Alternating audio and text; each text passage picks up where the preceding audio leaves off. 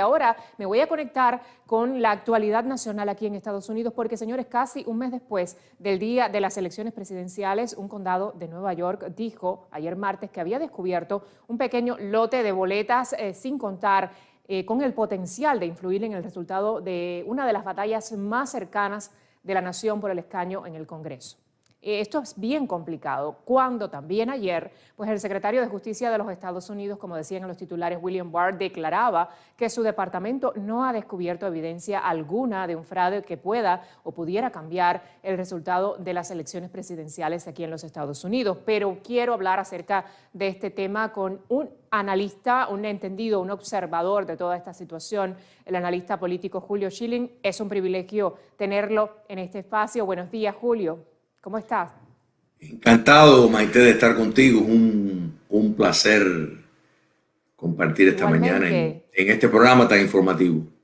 Gracias, Julio. Yo estoy confundida, absolutamente confundida. Fíjate, llevo como 2 semanas viendo que el gobierno de los Estados Unidos, lo decía el fiscal general, lo decía también, como mencionaba hace unas 2 semanas atrás, si mal no recuerdo, hay una agencia que pertenece a Homeland Security, Seguridad Nacional, que también está diciendo que no hay fraude electoral. Y por otra parte, yo estaba viendo ayer las declaraciones de trabajadores del Servicio Postal de los Estados Unidos que presentaban sus sospechas y sus affidavits, sus declaraciones y sus denuncias de que ellos sí consideran que puede haber existido fraude electoral. ¿Tú qué piensas de todo esto? ¿Por qué por una parte estamos viendo al gobierno diciendo que no? Por otra parte estamos viendo la campaña y el equipo del presidente Donald Trump trayendo estas declaraciones. ¿Qué es lo que está sucediendo según tu análisis?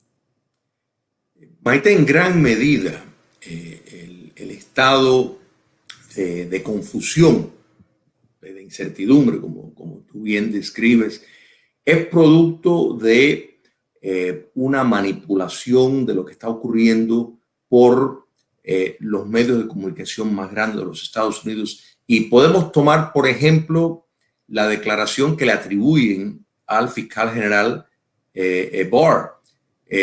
En la madrugada, el Departamento de Justicia ha aclarado de que ellos no han terminado con la investigación y que Prensa Asociada, que fue quien dio las noticias, tergiversó sus palabras. O sea, vemos la misma Prensa Asociada que fue quien declaró Biden ganador cuando todavía, si entendieran el sistema, que ya yo no sé si es que no lo entienden o a propósito se hacen el que no lo entienden, y me refiero al poder que tienen las legislaturas estatales para elegir los electores. Eso es un derecho que la Constitución le concede.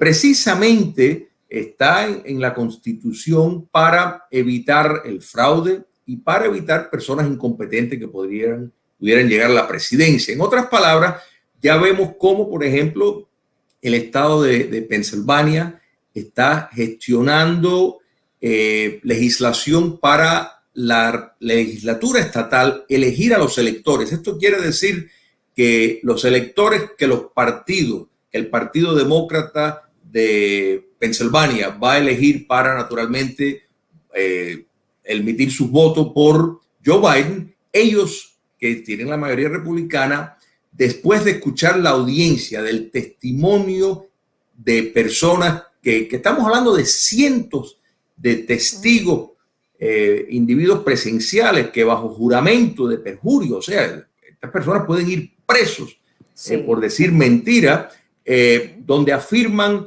irregularidades de llegar camiones tarde en la noche, que no se les dejaban acercarse a las mesas cuando habían observadores demócratas sentados al lado de los que estaban contando los votos. O sea, en esto hay que separar lo que se puede probar en corte. En otras palabras, hay muchos crímenes que no dejan de ser crímenes, sin embargo, son difíciles de probar en un tribunal. Hay que entender eso. Esto equivale, si me permites usar este ejemplo, como por ejemplo una tienda que tiene una cantidad de mercancía que sabe que la ha comprado y la tiene, y de pronto esa mercancía no está, y cuando van a ver la entrada de dinero por las ventas de esa mercancía no equivale. En otras palabras, aparece que se vendieron mucho menos de la mercancía, o sea, no equivale a la cantidad que se ha ido. Quiere decir, es obvio que ha desaparecido y es lógico concluir que fue por robo, ¿no? ¿Verdad? En ese caso. Y en este caso es, mira, el propio estado de Pensilvania. El propio estado de Pensilvania reconoce que emitió 1.800.000 y pico de boletas por correo que las mandaron. Sin embargo, recibieron 2.400.000 y pico de boletas retornadas. Quiere decir que ya de entrada en una elección que lo están determinado por menos de decenas de miles, ya de entrada hay este fenómeno supuestamente inexplicable de cómo puede haber llegado más boletas de lo que se envió. 5 condados en Michigan hay más votos que personas elegibles para votar. Entonces, vemos y podemos, los ejemplos continúan y continúan y continúan. Pero eso es muy diferente porque muchos de estos boletos que llegaban por correo, a propósito, se hicieron sin la fiscalización de observadores republicanos. Entonces, una vez que botas el sobre, es una boleta. Entonces, de pronto estamos todos de acuerdo porque la evidencia no te deja, es indiscutible de que hay una cantidad de boletas que incluso superan a los votantes. Sin embargo, ¿cómo tú sacas una boleta? ¿Cómo hace la distinción entre una boleta y otra? Es un asunto complicado. Bueno, en esa complejidad es que hay una gran maquinaria que ha facilitado lo que no es, y en otro programa te puedo mostrar una serie de estadísticas que nos convencen de que matemáticamente no sería posible cuando tomamos en cuenta la cantidad de votos que sacó el presidente Trump, la cantidad de votos, particularmente en las comunidades negras estadounidenses y hispanas, y sin embargo, matemáticamente no existen los números para que el señor Biden lo hubiera sacado. Sin embargo, bajo el amparo de boletas anónimas prácticamente que llegan, es que se ha podido hacer todo esto. Entonces, de probarlo en un tribunal, de convencer a un juez para ofrecer un remedio sobre un acto consumido, de la cual se hace difícil hacer la distinción entre cuál voto es válido y cuál no, ahí es donde está el problema. Julio, me encantaría tener esa oportunidad de conversar contigo. Sé que tu tiempo está bastante, te puedes quedar unos minutos más, digamos. ¿Cómo no? Sí, sí. Quiero pedirte, por favor, si estarías de acuerdo, que sume a la conversación nuestra al analista político demócrata Eleazar Meléndez. ¿Te parece, por favor? Perfecto. Quiero escuchar también lo que piensa, ¿no? Su opinión de todo esto, producción. Si tenemos a Eleazar, buenos días, Eleazar, ¿cómo estás? Muy buenos días, ¿cómo está todo por allá?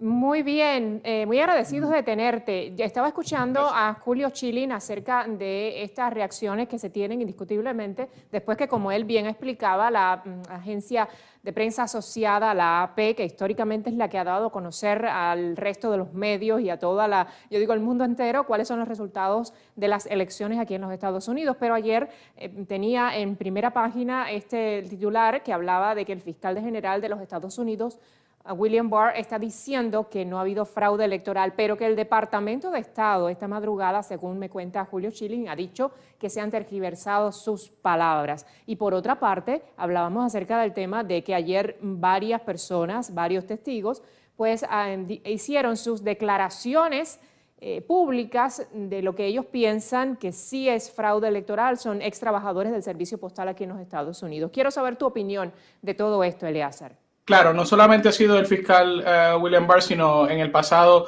diferentes agentes federales, personas al mando de agencias federales como la agencia CESA, por sus siglas en inglés, ¿verdad? Que es la agencia que tiene que ver con la seguridad de las elecciones. Ya han dicho que estas elecciones fueron completamente sanas, o sea, fueron dentro del margen que existe, ¿verdad? Una de las elecciones más productivas y más seguras que ha habido en la historia de este país. En términos de los casos que estabas mencionando, ¿verdad? Y las situaciones que hay de estas personas que hacen juramento y que hacen las declaraciones juradas, los affidavit, de que ellos han visto fraude, y los casos que tenemos ahora mismo. Yo creo que es muy importante tocar ese tema, ¿no? Porque ahora mismo entiendo que son 39 casos que la campaña del presidente y las y el Partido Republicano y diferentes personas han entrado a favor del presidente en los escaños, ya sea federales, estatales o locales, y de eso solamente un juez ha dicho, mira, ustedes tienen razón en este tipo de cosas. 38 casos jueces han desestimado, tirado por la ventana, han dicho que no hay fraude, incluso casos en donde el mismo equipo del presidente se paró en una rueda de prensa antes para decir, aquí vamos a acusar fraude y estas son las acusaciones de fraude, y cuando llegaron frente al juez, el mismo Rudy Giuliani tuvo que decir, esto no es un caso de fraude, como pasó hace varios días en el caso en Pensilvania, que el juez desestimó con una opinión bastante fuerte en contra de la campaña de Trump. Hay personas que sí han juramentado, como dijo el doctor Schilling en el segmento anterior, y han dicho que vieron fraude, y han habido en otros casos también. Lo que pasa es que cuando llegan frente a un juez, y el juez le pregunta, ok, ¿qué fue exactamente lo que usted vio? Y describen la situación que ellos ven, y describen lo que está pasando, muchas veces lo que encuentran es que lo que las personas están describiendo, a lo mejor ellos entendían que era fraude, pero en verdad es el proceso normal que ellos no entendieron cómo funcionaba. Y eso ha pasado ya varias veces. Yo no he visto todas las declaraciones juradas, no he tenido el tiempo para leer todas, pero eso es lo que ha pasado hasta ahora en los 38 casos que se han desestimado en su mayoría. O simplemente cuando llegan frente al juez y el juez le empuja a los abogados a decir, en verdad eso es fraude, los abogados tienen que admitir, no, esto no es fraude. Julio, te escucho. ¿Tienes algo que opinar al respecto? Sí, cómo no, cómo no. Mira, primero, la gran mayoría de los casos que han sido desestimados han sido por cuestiones de proceso. En otras palabras, porque ya ocurrió el hecho y de que un remedio judicial ya no tendría sentido porque ya ocurrió el hecho, en otros porque se expiró determinado tiempo. Han sido por cuestiones de proceso, no por cuestiones de sustancia. Mira, te doy un ejemplo. Históricamente en Georgia, la verdad, con la votación por correo, tiene un nivel desde el 3 al 4% de rechazo. En otras palabras, históricamente, desde que el estado de Georgia acepta votos por correo de algún tipo, de cualquier tipo, entre un 3 y un 4% son rechazados porque la firma no coordina, porque llegó tarde, por diferentes razones. En el 2016 el porcentaje fue el 3,5%. ¿Tú sabes cuál fue el porcentaje de rechazo en estas elecciones? 0,3%.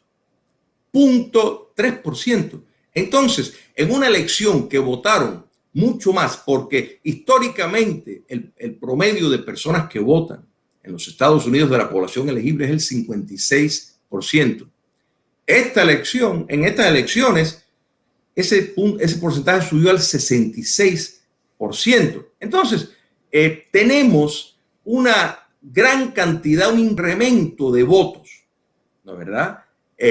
Y me vas a decir a mí que el estado de Georgia de pronto no encuentra y rompe con su patrón histórico de descalificar votos. Y la razón es muy sencilla, porque en 6 estados claves hubo una relajación total por ejemplo, de confirmación de firma. En Arizona, las máquinas que utilizan para confirmar la firma fueron minimizadas a su nivel más elemental, de manera que prácticamente cualquier firma hubiera pasado. El hecho de que no se resguardó las fechas de cuándo llegaba, las irregularidades que no se pueden ignorar de que observadores republicanos fueron eliminados. Y te puedo dar otro ejemplo. En Michigan, por ejemplo, muchísimos republicanos observadores salían afuera a almorzar, a coger fresco. Cuando iban a reentrar no lo dejaban y le decían no, pero hay 100 y pico de observadores republicanos dentro. Eso era incierto. Lo que pasa es que no les habían dicho que tenían que firmar cuando se iban, entonces ellos claramente sabían que no habían 100 y pico de republicanos dentro monitoreando, pero como no habían firmado fuera, no habían firmado a la salida, pues parecía eso. Y otra cosa hay que entender, es ilegal y procesan criminalmente cualquier persona que esté filmando en estos centros, en los precintos y que estén observando. Y eso es un gran fallo, porque te aseguro que si se hubiera permitido filmar cuando precisamente activistas demócratas estaban intimidando, insultando a los observadores republicanos, cuando no le dejaban acercarse a las mesas para poder ver. Y esto fue una de las demandas en Pensilvania que fue desestimada porque el tribunal en Pensilvania dijo que ellos no podían reescribir la ley, porque es cierto que la ley de Pensilvania no determina, la ley electoral no determina el espacio que tiene que haber entre un observador y la mesa. Eso es cierto. Entonces, pues a veces lo colocaban a 20 pies, a veces hasta 100 pies de la mesa, ¿cómo se puede ver? Pero es lógico concluir que la ley, si se tiene una ley que básicamente requiere que exista un observador de cada partido cuando se está en disputa, pues entonces es para que se pueda ver, no para que estén con un simbolismo a 100 pies que no tiene ningún efecto para nada. O sea que sobra y es importante hacer esta distinción en lo que es, o sea, el escrutinio legal en una corte es muy diferente, y esto lo vemos, todos recordamos el caso de O.J. Simpson, por ejemplo.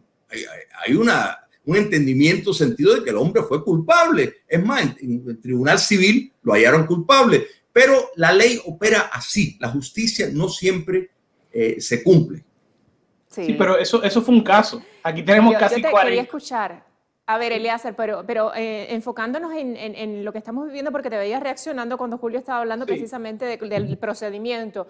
¿Tú crees que ha sido correcto el procedimiento que se mantuvo durante este proceso de elecciones y el proceso de recuento, etcétera? Son muchas de las cosas que acaba de mencionar el doctor Schilling ya han sido demostradas en corte, que lo que él describió fue la acusación que se hizo, pero cuando llegaba a corte no había ninguna validez sobre eso. Por ejemplo, el caso que él dijo en Michigan de unos observadores republicanos que salieron y no los dejaban entrar. Se probó que en el momento en que ellos salían habían entrado otros observadores republicanos a tomar su espacio, y obviamente pues no podían tener a 100 personas adentro. El caso que él mencionó sobre la señora que dijo que porque uno de los observadores demócratas le hizo un comentario feo, creo que el comentario fue: vuélvete a tus suburbios, Karen, alguna cosa así, que por eso era fraude electoral. Por favor, eso fue alguien diciendo una estupidez a otra persona, que tú no puedes decir que eso es... A ver,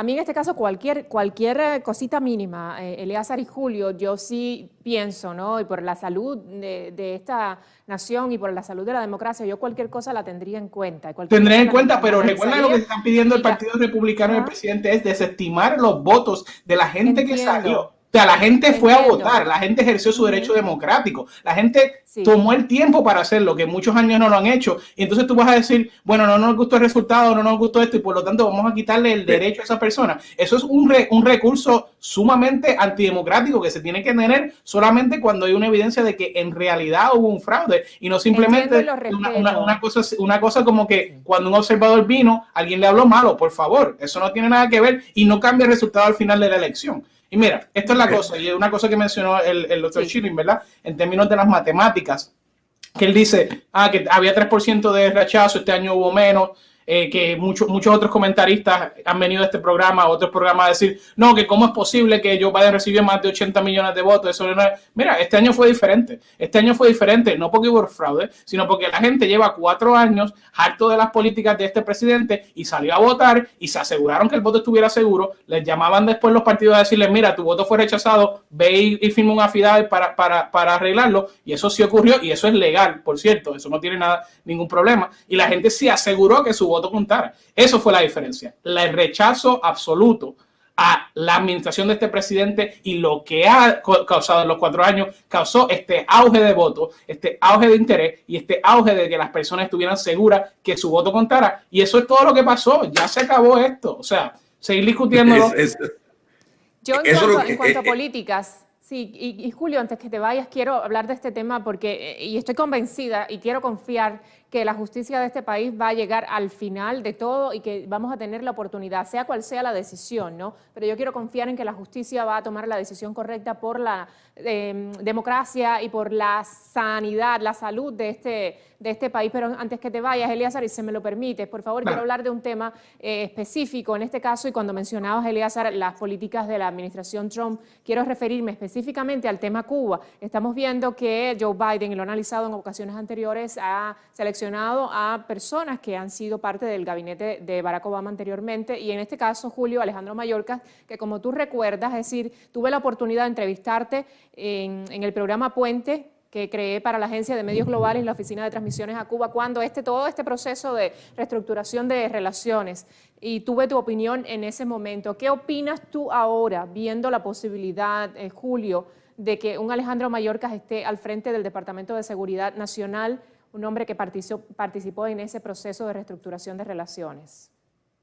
Mira, primero hay que insistir y en ningún momento, o sea, las anécdotas en cuanto a la referencia del otro invitado, de que los testimonios del acoso y los insultos, que no es una persona, han sido múltiples. Por supuesto que esas son anécdotas que cuentan para relatar el ambiente, y el fraude no está ahí. El fraude está en no dejar ver que exista el escrutinio. El fraude está en el voto de los muertos. El fraude está en votos que llegaban después, votos fabricados en sobres que ni siquiera estaban tocados. Más de 425,000 votos donde nada más que se votó por una persona, por el señor Biden. Y viniendo de estados donde habían contiendas competitivas.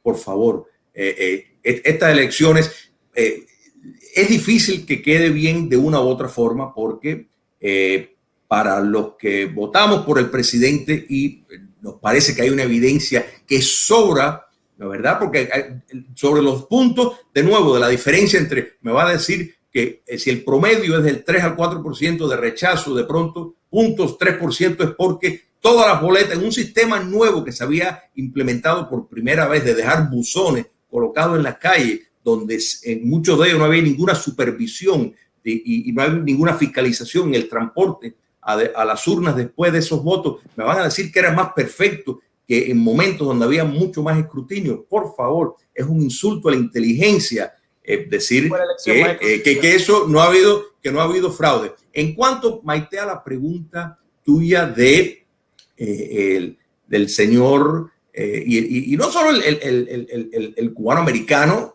que el señor Biden pues tiene señalado para ocupar el papel de Homeland Security. Estamos hablando de la política entera, es otro enfoque, es volver al enfoque de Obama con el infame pacto Castro-Obama, donde en efecto es extenderle una careta de oxígeno al castrocomunismo, y por supuesto ninguna exigencia de cumplimiento de derechos humanos, como no lo hubo. O sea, esto no se trata de una suposición, ya lo vimos en ejercicio. O sea, el expresidente Obama hizo todo lo que pudo para apuntalar a la dictadura castrista, sin exigir absolutamente nada, ni les pidió que no le tiraran una naranja podrida a un opositor, absolutamente nada. ¿Y qué es lo que vimos? Que simplemente hubo un incremento en la violación de los derechos humanos, un incremento en los arrestos, un incremento en el tamaño de las empresas estatales castristas. Así que eso es lo que estamos viendo, o sea, de una nueva política donde ya la promoción de derechos humanos, la promoción de libertad, el enfrentamiento al castrocomunismo, la búsqueda de deprivarlo de fondos para que sigan reprimiendo, eso va abajo. Ahora estamos de nuevo en la coexistencia, el détente, que solo sirve para fortalecer China, Vietnam, son muestra de esa política fallida, y por supuesto eso es lo que el señor Biden, que estamos hablando de un tercer término de el señor Obama, es lo que es recobrar lo que pensaban que iban a hacer en Hillary Clinton. En respuesta a esos comentarios, si puedo, Maite, tres cosas. No. Número uno, obviamente por razones de el hecho de que muchos burócratas y personas con experiencia demócratas trabajaron en la administración de Obama, simplemente cuando el presidente electo Biden esté solicitando y pidiendo resumen y pidiendo gente que vaya a ir al gabinete, muchas de esas personas van a ser personas que trabajaron para Obama. Eso se cae de la mata, como dicen en mi pueblo. Eso básicamente es cuestión de que estas son las personas que están capacitadas porque han tenido experiencia en el cargo y trabajando en gobierno, porque este presidente electo y futuro presidente está comprometido a poner personas en los cargos que tienen experiencia y que tienen la habilidad y tienen el profesionalismo, a gran diferencia de la actual administración, donde básicamente gran parte de la el gabinete y de otros puestos clave eran a los hijos y amigos del presidente, ¿no? Que eso va a ser una diferencia que va a haber en esta administración. Ahora, está este comentario sobre el invitado, ¿verdad? Y otras personas, de que esto va a ser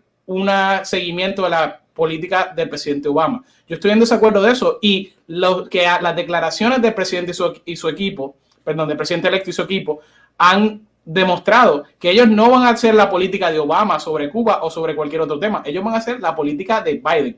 Y ellos sí han admitido ya varias veces que una de las grandes cosas que van a hacer en diferencia a lo que hizo Obama es que va a haber exigencia sobre el tema de derechos humanos, que ya han admitido que lo que hizo Obama pues falló en no hacer eso, y lo han dicho varias veces. O sea, no es nada que yo me estoy inventando o que es nuevo o que es noticia. Eso es algo que han dicho en declaraciones ellos, que eso va a ser una diferencia en términos de Cuba. Sí va a ser diferente a lo que está haciendo Trump, pero también va a ser diferente a lo que hizo Obama en cierta manera.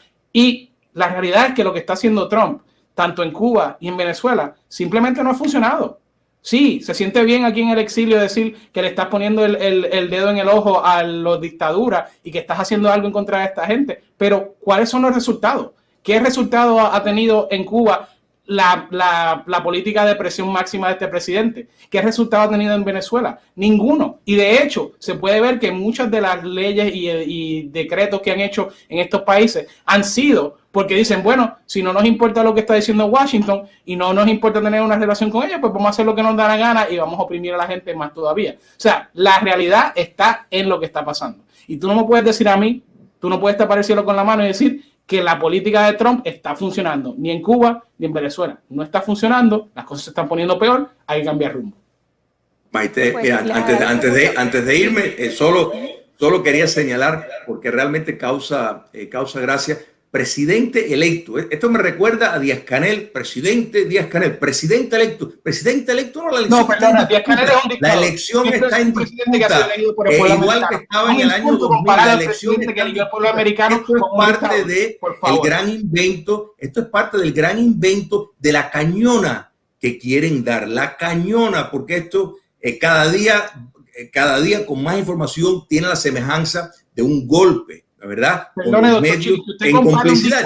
Presidente electo autoproclamado por la prensa cuando no ha sido certificado, cuando está de nuevo en disputa en los estados clave donde las leyes. Yo no sé si el otro invitado conoce lo que es de los ensayos federalistas, el ensayo número 68. Yo no sé si él sabe que las legislaturas estatales tienen la potestad legal, el poder para elegir los electores y cambiar el curso de estas elecciones que realmente imitan la de países de tercer mundo. O sea, yo no sé si él lo sabe, porque si lo supiera, no podría estar hablando, expresándose así. Si está en disputa, yo no recuerdo en el año 2000, cuando se estaba en disputa la elección, que estaban el presidente electo. No, se estaba esperando los resultados. No, claro que sí, estamos en ese proceso.